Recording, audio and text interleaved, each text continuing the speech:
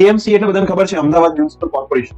આનું ખાસિયત શું છે? આનું ખાસિયત એ છે કે આનાથી તમને અમદાવાદમાં જોબ કરવાનો મોકો મળી જાય. અમદાવાદમાં જ તમે અમદાવાદમાં જોબ કરી શકો, બરાબર? અમદાવાદના કોઈ પણ ઝોનમાં મૂકી દે તમને તો તમે ત્યાં જોબ કરી શકો. લોકેશન મતલબ લોકેશન તમારું ફિક્સ થઈ ગયું, કોઈ બદલીની ટેન્શન નથી. જાહેરાત ક્રમાંક 28/2023-24 ઓકે. જગ્યાનું નામ સહાયક ટેકનિકલ સુપરવાઇઝર. જગ્યાની સંખ્યા કેટલી છે? કુલ 93 સંખ્યા છે. 93 સંખ્યાનું ડિવાઈડ કેવી રીતે કરેલું છે એ બતાવ્યું છે, એક એક કરીને જોઈ લઈએ. એટલે કે બિન અનામત એટલે કે જનરલ માટે 37 જગ્યાઓ છે. જનરલ કોઈ રિઝર્વડ કેટેગરી નથી, જનરલ એટલે બધા માટે, બરાબર?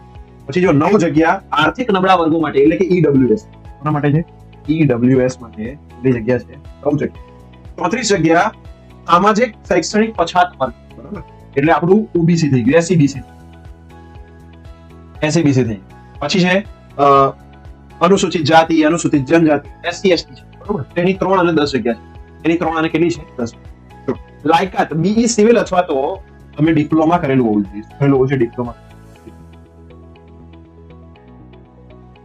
વય મર્યાદા શું છે? 30 વર્ષથી વધારે નહીં.